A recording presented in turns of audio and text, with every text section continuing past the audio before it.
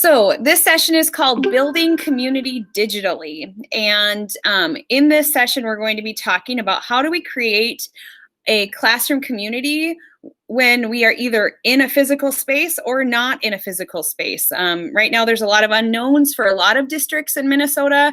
Right now, we might have a plan, but that plan could easily shift based on the cases of COVID. So just being really mindful of how are we going to still create a sense of community in that space.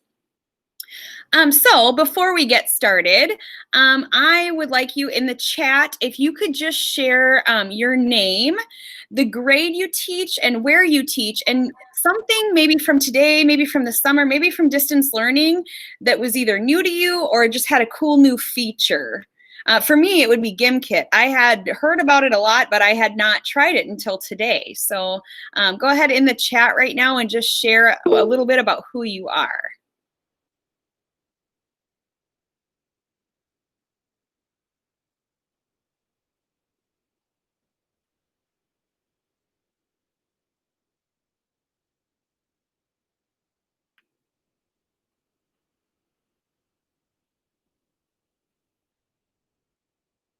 A lot of people are agreeing with GimKit, it looks like. Oh, Google Maps. Yes, those are so fun. Ed Puzzle, that's one that I've been really interested in too, because I guess there's a different accountability feature. So I would like to know more about that. All right. So it looks like we've got people kind of across the board. We've got everything from early childhood to, it looks like, high school. So that's a good sampling of all of the different age ranges. And hopefully you'll all be able to find something that you can use out of these slides. So a little bit about me. My name is Angela Harvala. I am a 5th grade teacher in Princeton, Minnesota. You can see my contact information on this slide. You can feel free to contact me anytime. I love talking about learning. That's probably my favorite thing to do. So if you ever have any questions or you have a really cool idea that you want to run by someone, I am always willing to hear it. And so this will be my 14th year teaching. It's interesting to me that unlucky number 13 was the year where we ended up having that emergency distance learning time. But I think that we all learned a lot from it. So in this slide, this is just because I think that perspectives are so important. So this is my daughter, Evelyn. She's in 2nd grade. And when we were distance learning, she took up a new hobby of photography, and she would see things often in a different light than I would. And then oftentimes she would take a picture that she didn't think was very good, but then I would show her how we could zoom into just a small section of it, and it was a really amazing photo. That's kind of the same way that I feel about our distance learning time. So we got to experience some things that we hadn't experienced or really prepared for. And we could look at it with a really negative lens, thinking that there's nothing that we could possibly gain from this adverse experience. Or we can try to shift our perspective and think about, having had this experience, how is this going to make us stronger educators? And so that's the lens that I want to be using when I'm looking through creating community today, thinking about some of those positives that we can take away from distance learning. So this presentation is broken into 4 sections. The shortened URL is at the bottom of the screen. So if you want to open up another tab and go ahead and open up these slides, that might be helpful for you. In case I'm talking about something that you want to learn a little bit more about, then you can just click on that link and feel free to navigate that on your own as I continue through my slides. Also within this slideshow, each of the Bitmojis is hyperlinked to the part in the slide that pertains to what you're looking for. So we'll start with strategies for creating a classroom community in general, and then we'll look at what we learned from emergency distance learning, and then some ideas for creating a classroom community digitally, and then just some fun textras at the end of the presentation. While we are learning today, or while we're having our session, Erin Franson is going to be our moderator. So Erin will be monitoring the chat for me and letting me know if there is anything that people have questions about. She is also going to interject because Erin and I teach 5th grade together, and without her, I could not do my job. So most of what I'm sharing, we did together. All right, so strategies for creating a classroom community. So the question is, why is building a community important? And I would imagine if you are in this session, you value the idea of creating a community of learners. But just in case you were wondering, there are substantial academic benefits. Students feel more of a sense of inclusion. Teachers are able to have a platform for teaching social skills, fulfills a need for belonging for the students, but also for me as a teacher. If I feel like our classroom is a community of learners, it helps me to feel that sense of belonging within my own classroom. Helps with conflict resolution, and then also positive outlooks on school in general. So here are some pre-COVID classrooms. I've got a 5th grade classroom pictured with students demonstrating a math or a science understanding, and then a 1st grade classroom where they're building fluency with Reader's Theater. Now, whether we go back in person or we go back digitally, neither one of these things is going to be an option. You can see simply because of proximity. So we're going to have to think of different ways to connect students that are not as physically close to one another. So my question for you right now in the chat is, what is a way you typically like to build community in your classroom? And then Erin will share out some of those when people have typed them. What is a way that you like to create community typically in your average classroom? We have morning meetings, and I was just going to say that. Yep. Hands-on projects, really share questions, asking questions students about themselves, small group teams, weekend shares, calendar time, growth mindset activities, greeting at the door. Excellent. Now, in your head, I want you to picture, what is your favorite team building activity that you do physically? And then I want you to think about how you could do that digitally. Here are some general strategies for just creating a classroom community. And of course, there are many more, but you mentioned some of these already. Holding weekly class meetings. So in my classroom, we do that every Friday. Daily morning meetings we have. Focusing on gratitude, things that we are grateful for, and just having a general positive outlook can really transform the classroom community.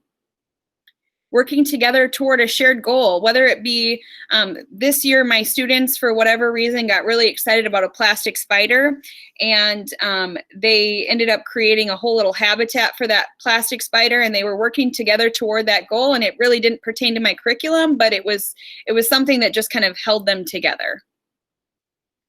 Giving daily shout outs or compliments, group salutes or even chants or cheers.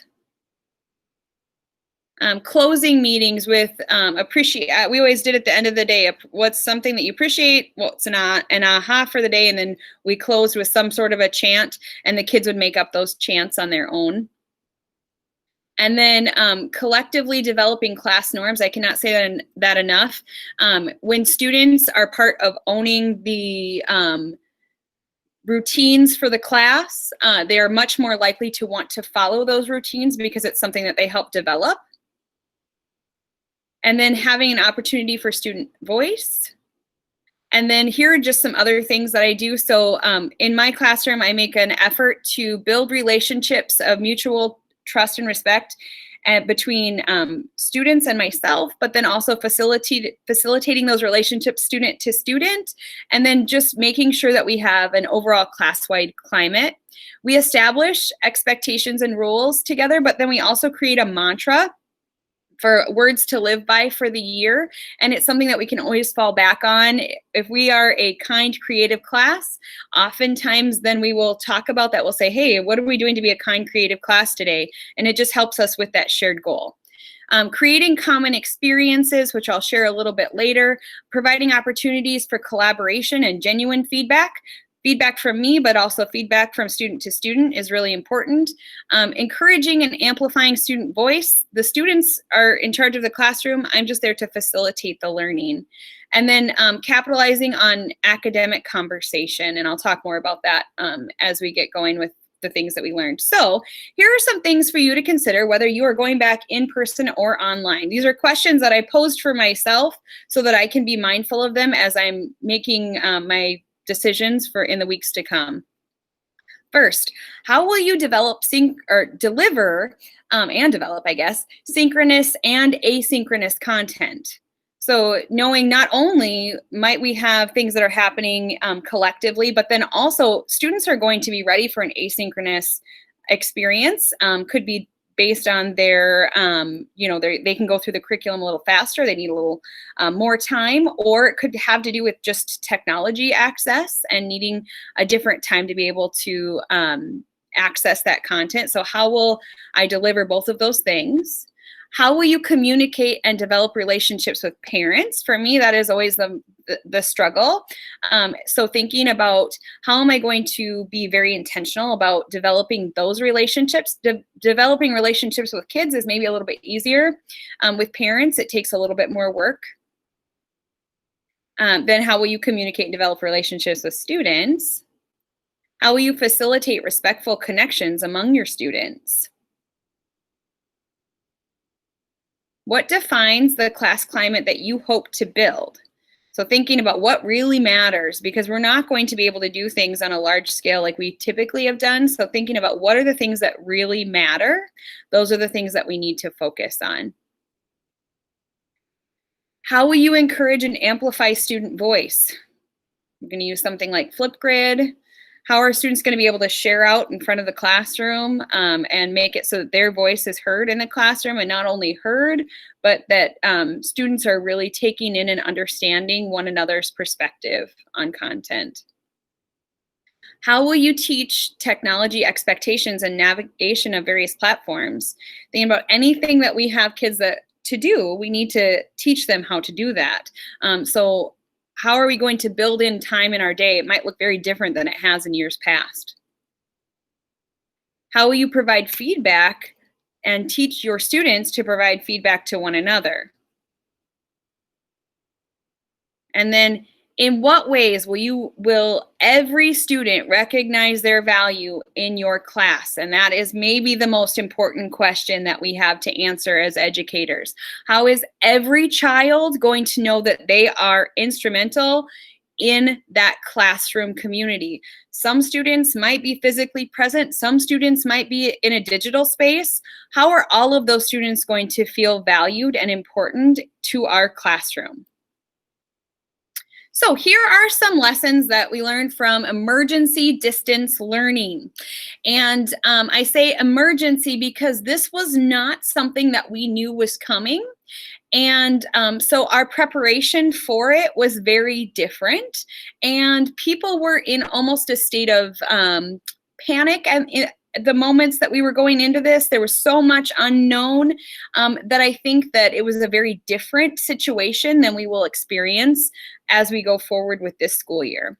So here were just some of my thoughts. Expectation rarely matches reality. These are my three children. I have a high school student who will be a sophomore this year. I have a second grader, and I have a fifth grader, or a student that will be a fifth grader. And for me, I had a very clear idea of what I thought distance learning was going to be like, and it didn't turn out to be like that at all. In fact, if I go back to this slide, this was my setup when I was teaching remotely, and I thought that this was the way to go, and it was very quick within the first week that everything shifted and changed. So one other lesson that I learned was to keep it simple. Too many platforms to navigate causes trouble. So within the first week of our emergency distance learning, this was the number of platforms that my children and I were trying to navigate. And many of them had their own logins. They had different links that they needed to access within there. They needed to go either through Google Classroom or they needed to go through Clever. And there were just a lot of things for the kids to try to keep in mind and try to navigate. It was frustrating for my children, but it was also frustrating for me as a parent, and then also for me as a teacher. So just thinking about how can we pare down the number of things that we're using. One way that we did that in our pod was we decided to take the ReadWorks that we were using with our students and input that into Seesaw, and it streamlined for us. Also on Seesaw, I love Seesaw because it gives me a way to really give genuine feedback to students. I don't know that we'll be able to use it in the same capacity that we were this year, just because we'll probably be shifting to a free version. But one thing that I did was I made some stickers to go on their assignments. And so that was fun. So you can see there's a link there if you're interested in creating stickers yourself. Another thing is teaching tech early. My students did really well with distance learning, but that was because we had used a lot of our time in class to become tech savvy. So they were really comfortable navigating technology. So they didn't have some of the problems that some of the other students in other classrooms had. They knew all of the platforms that we were using, and they were comfortable with using those platforms. So right now, I know if we go back in person, I'll be really mindful of teaching those technology things early so that my students will be ready. Communication is key. So I said that communication with parents, students, and colleagues should be clear, consistent, and frequency and in content. When we first went to distance learning, there was so much communication that some of the parents were like, whoa, too much. Okay, slow down. We're not ready for all of that. Great that you want to share with us every day, but we can't handle having all of that communication.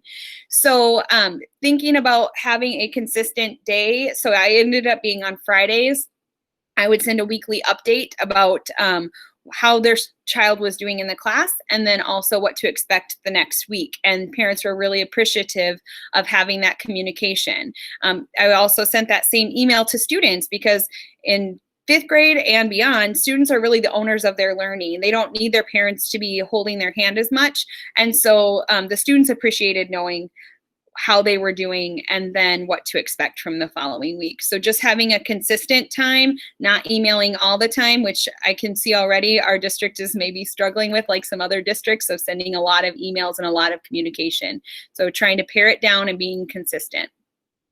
Accountability is important. So we were really big in my district on relaxing expectations and being giving grace to students who were struggling to complete assignments, but having too much of a relaxed expectation made it so that a lot of kids were actually starting to get kind of sad and not seeing themselves having that value of being able to complete the assignment. They felt like, well, why should I even complete the assignment? So then renewed communication from me led to renewed commitment from them. And I saw a lot of kids that just would re-engage and were much more excited about our learning time together. So I think accountability is really important. And I saw that from my students, but also from my own children at home. They want someone holding them accountable for what they're doing. And then feedback is my friend. The more that I interacted with my kids, the more that they re-engaged in our digital learning platforms. And then offering opportunities for creative outlets. And I'll share some of those a little bit later, but they just wanted to make something. They wanted to show something. There was a time where we just put on Flipgrid, all right, show me something that you've created. And that Flipgrid filled up so fast. They just wanted to show some of the cool stuff that they'd been making. So here, one of the things that we did was a how-to challenge. So I had students that they created how-to videos, and then other students tried to recreate that. In the picture that you can see on the slide, there was a student that was teaching us how to make something. I can't remember what it was offhand, but she was telling them how to cook something, and then many of the kids then responded to her video with their creation of what she had taught them how to cook. And so they really appreciated that interaction and being able to have that common experience.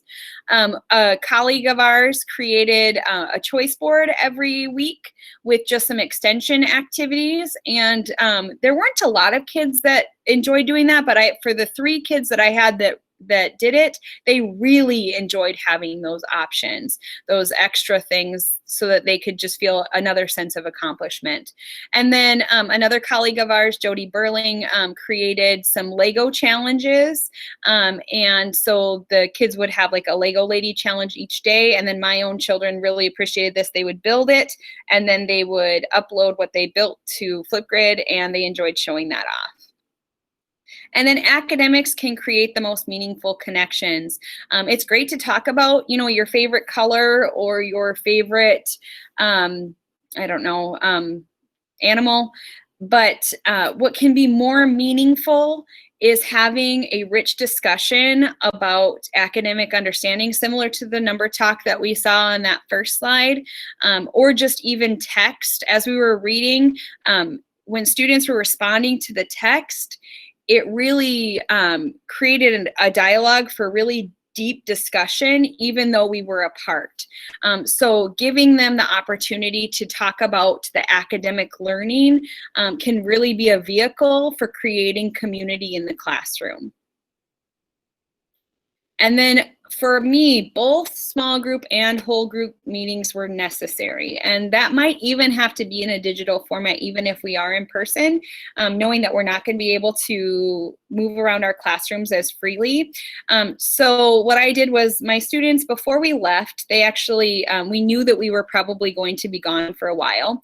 So we created our own Zoom expectations and talked together about what that would look like. We practiced using Zoom in the classroom a few times before we actually ended up in distance learning, so that they could see what that would be like. And they set up times. They said, Mrs. Harvala, every day we want our daily whole group meeting to be at 10 o'clock. That was when they wanted to get together to be able to do kind of a morning meeting type of a meeting, and then just a general overview of content. And then at 1 o'clock, they wanted it to be our read aloud time, and they wanted us to meet and talk about the book that we were reading.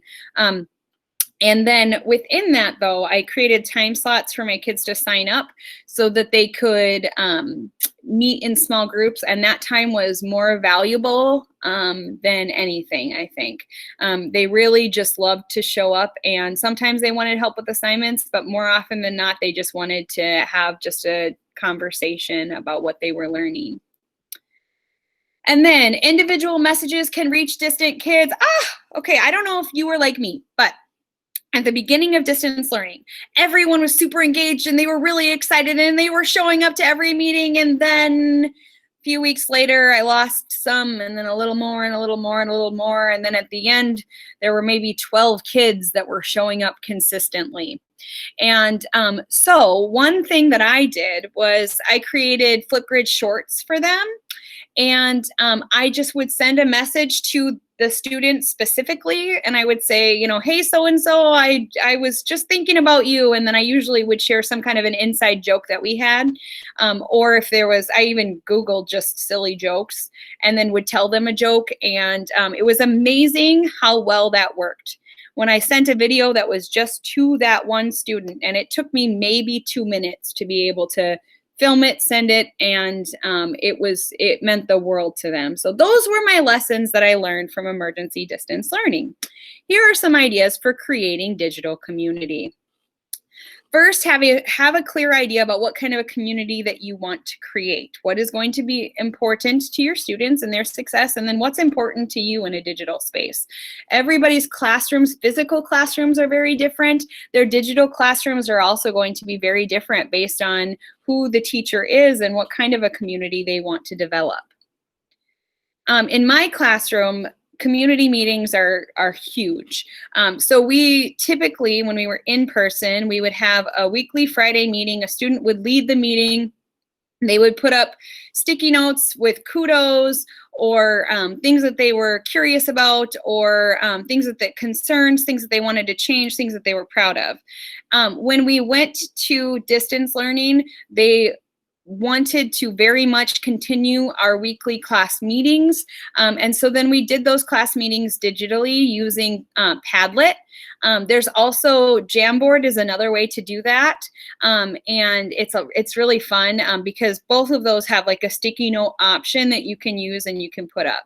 And then we still had students that were able to lead those meetings, which helped with our community a lot. Developing rules and expectations as a collective, that's really huge for me too. So I have a link to a post about just creating general rules with students. Typically what we would do is we would sit in groups and we would share out those things with, you know, we would all write on maybe a poster and then move to the next poster. That's something that could easily be done in Jamboard and then just advance to the next slide, depending on how you wanted to do it. What we did was we, like I mentioned before we ever went to distance learning, my students typed up these Zoom meeting expectations together. They said that this was what they wanted from their digital experience. And this is what they wanted their classmates to know was important to them.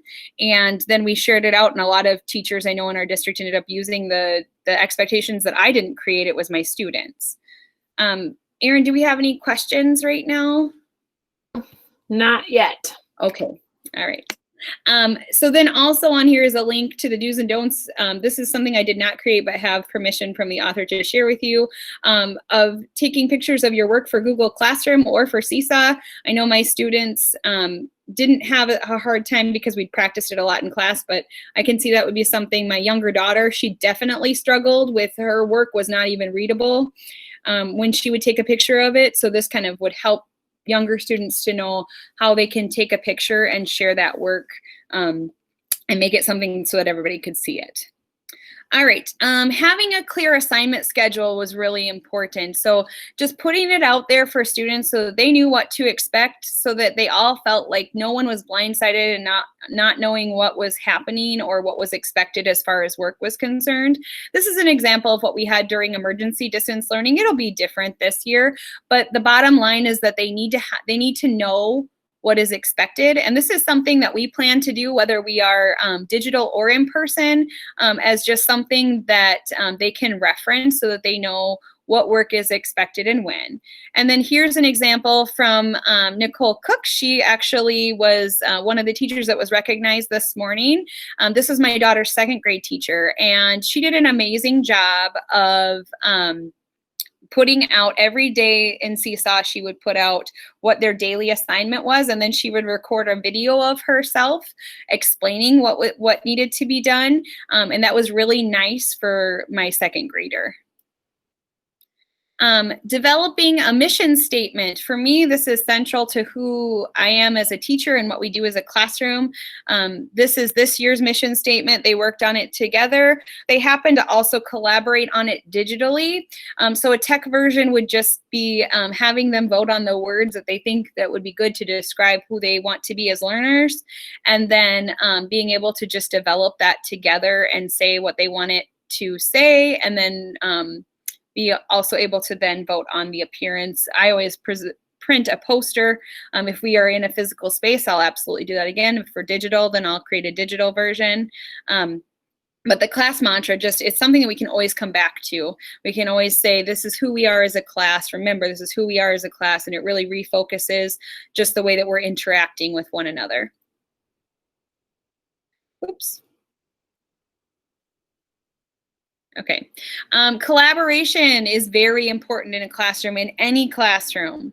And collaboration in person is the way that it used to look is going to look different now. I've already mentioned Jamboard. Here is an example in the picture where I have one Jamboard that was used to just talk about how you would multiply numbers. I did this actually with my son, and we were having fun, just each of us writing in different ways that we would do it. He was very traditional in his thinking, and then I kept giving him more ways, and he kept it was good for a conversation, and it would be the same with students. You'll notice also there's another one of those math mashups that I had that we were just sharing some I wonders and I noticed post-it notes that you can just stick on with Jamboard. And then also for annotating text and going back and looking for text evidence, it would be a great opportunity to use it. Other things for collaboration, Google Docs, having them work together on something is awesome. I wouldn't recommend having a whole class work on the same doc, but having just 2 students collaborate on an assignment can really help to facilitate that community where students learn to access each other as resources for learning and to work together collectively. Also in docs or sheets or even in slides, you can look at revision history and you can see kind of who put each thing in, so that it just gives you an idea as a teacher who's contributing what. WeVideo is awesome. My kids, I think older kids would have a better time collaborating with WeVideo, but it's a video where they can all be working on it together. And again, it would be something I would assign to a small group rather than a whole class. A whole class absolutely could be, but it would be easier, I think, as a small group. So common experiences pictured are a lot of times in my pod, we like to do theme days. So as we get done with a text or something, we'll have a day to kind of celebrate that text. And then also we dissect cow eyeballs. Now, neither one of those things was something that we got to do at the end of our school year this year. So some things that were technology versions of that, digital field trips. And you'll notice there's a picture, it says Mount Kilimanjaro. Every day when Aaron and I would start our lessons with our kids online, we would always have a picture. We'd have the green screen and have we'd be somewhere different every day, and the kids would guess where we were. And we would then on the next slide give them facts about that location and then a link to a digital field trip that took them there. That was a really fun way just to have that common experience. And there were a lot of kids that said, hey, we went here this week, or we went there this next week. And they really enjoyed that, that element. Read alouds are still huge. I have kids, so we're really big into a book a day. And we like to read a picture book as often as we can. And my kids, even 5th graders, begged for it when we were gone. They wanted another book. They wanted to hear me read. And so that was a great experience. But in our primary school, our primary principal would read a book, and she would send out a link to the video, and then along with that link she would send a form for kids to vote on which book they wanted her to read next. And I know my younger daughter really appreciated that. She loved voting for the book that she really wanted the principal to read, so she got a kick out of that. Then for dissection, since we couldn't do them in person, we did online dissection, and you can see the link that I have there. I created that the slides for the kids to use that are hyperlinked to different things, different places that they can go for virtual dissection. And then also one fun thing was, with remove.bg, I took a cow eyeball picture and made it so they could slide it into their hand after they took a picture of themselves. And I saw a lot of parents on social media taking pictures of their kids with the cow eyeball, the virtual cow eyeball, being able to share that they'd had that experience. And so it was kind of a fun way to simulate something that we normally do together, but couldn't do this year. For theme days, so as I mentioned before, in class, a lot of times people have dress up weeks that we have at school. So in person, it might be something like Dress Like a Grandparent. In our tech version, our district pushed out an idea, and so it just got people really excited to start distance learning because they had something that they were dressing up for. And then below we have, this is, I love football, it's my favorite. I cheer for the Vikings, Aaron cheers for the Packers. So, but anyway, we like to have an opportunity to just have kids play games. This is before Super Bowl week that we're turning our math lesson into a football game. But a digital version that we have of that was we do a Harry Potter day at the end of the year, and my kids begged for it, so I turned it into slides and we used that. We also didn't get to do field day, so here's a link to a virtual field day where kids are throwing things like socks and recording their times. And we had, really young kids to adults that were going crazy with this. They got really excited about like how many sock balls they could get into the basket in a certain amount of time. I saw a couple dads that were just going crazy with it. So it was a fun thing just to connect everybody and have everybody come together to do. Positive Tea Tuesdays, that's something that we do in our district. So on Tuesdays, everybody wears a positive t-shirt. And that was something that also extended to the virtual day. And kids really appreciated that. And that is pre-K through 12. We have everybody just dressing with those positive teas. And it just kind of changed their mindset. I remember my daughter, who was in high school, I think maybe she hadn't gotten like actually dressed for a few days. She'd just kind of been learning in her pajamas for a while.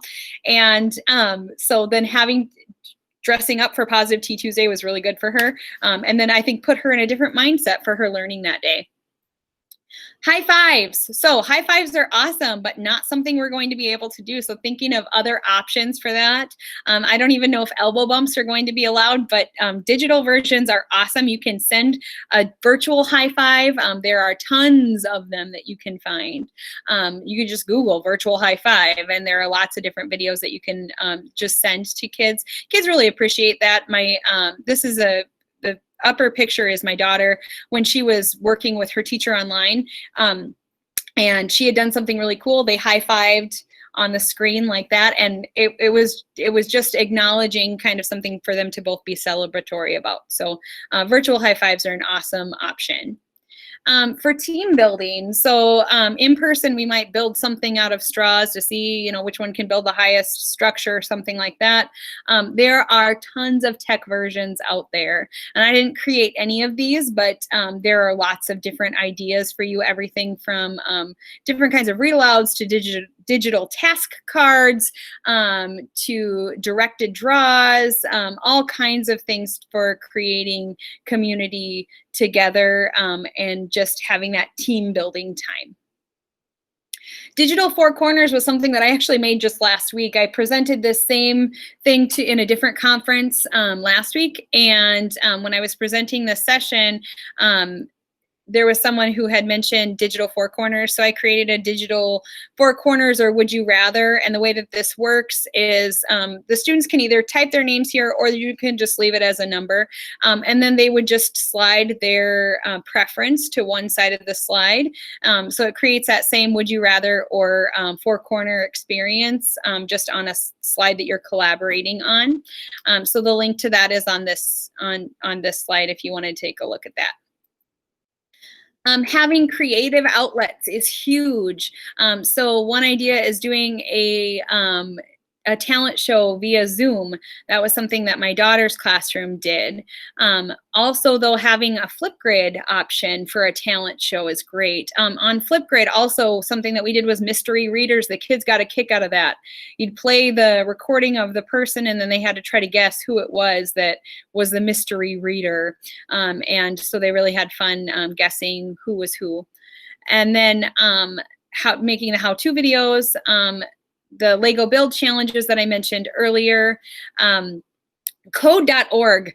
I had 2 students this year who just loved code.org, and so they would create things and then send them to me all the time. Like, hey, Mrs. Harvala, here's a new game that I made. Or, hey, Mrs. Harvala, here's a cool video that I created on code.org. So they really, really enjoyed that. Story Jumper is another one that kids can collaborate on the same story. And so there was one district in Minneapolis that shared that they had kids talking about their really experiences that were very different than some of our rural kids' experience, and then being able to share then that story with my kids, and then my kids can create their story and share it with them back and forth.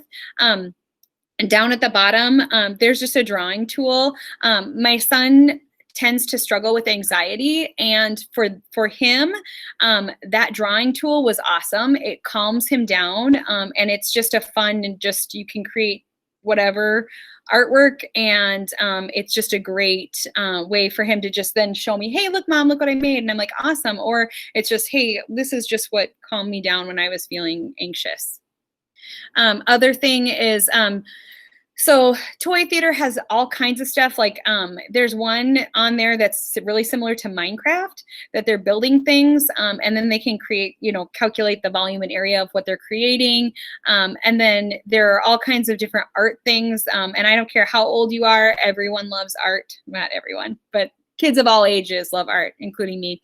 Awesome Squiggles is something that a friend of mine made that they send it out every year where they just have some squiggles and then kids turn them into something. And so then they showcase them on their site. Then breakouts. So instead of doing a traditional send your teacher letter out, I like to send out a digital breakout so they can find out who their teacher is for the school year. And that's super fun.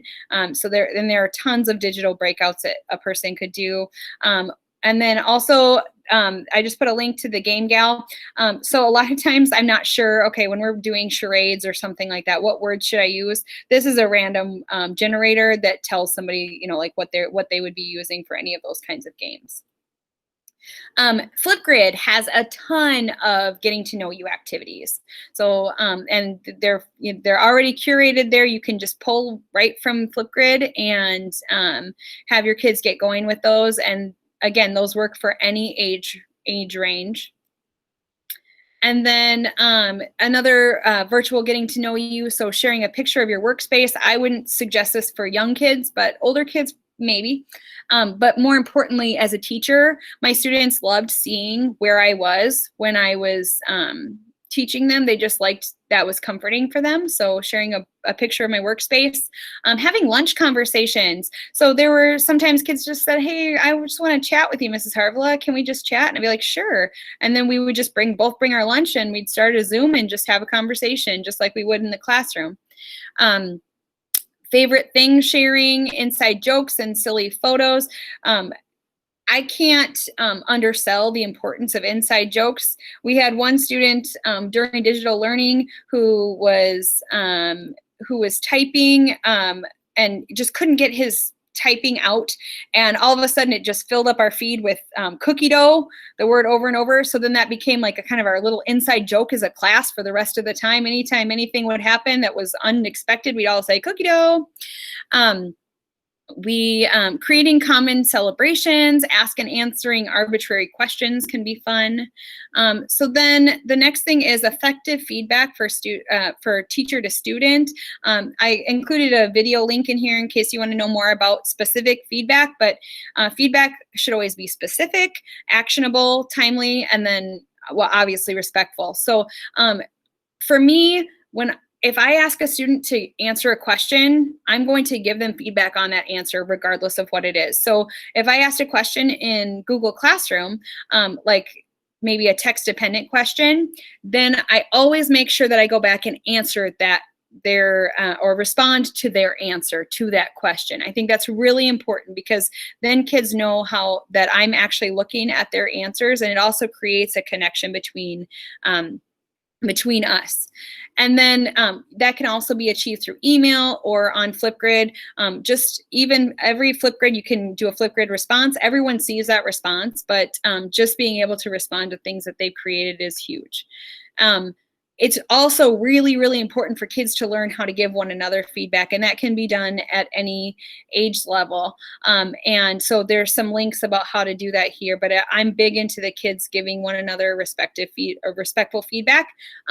Also feedback on work, but also on just climate and culture in our classroom. And then here are just some story starter or sentence starters for when you are responding to student work so that the students can know this would be a way to the way to start their feedback. Now we are almost out of time, and I have a ton of other resources. I would really, really recommend going through and taking a look. 3-Act Math is my favorite. And it was originally developed for high school students, but has been something that that my kids have really, really enjoyed. There are a ton of other resources for you in this slideshow. I would recommend just taking a look at the links, and I'll stay on here for a little bit longer, but I just wanted to see, Erin, are there any questions or anything? As we're getting nope, not. I mean, I think you could open it up if anybody has any. There wasn't any chat. Okay. Does anybody have any questions? Okay. Yeah. So as I mentioned, there are a lot of other things in here for you to look at. Checking in via a Google form. was really big for us because it helped me just to take a temperature of how each student was doing as we were navigating distance learning. There are a lot of other links within here to some other fun things that my students enjoyed, and I just really encourage you to take a look. But that is, I'm going to go ahead and end the session now, and I'll just stay on in case anybody has anything else that they would like to chat about.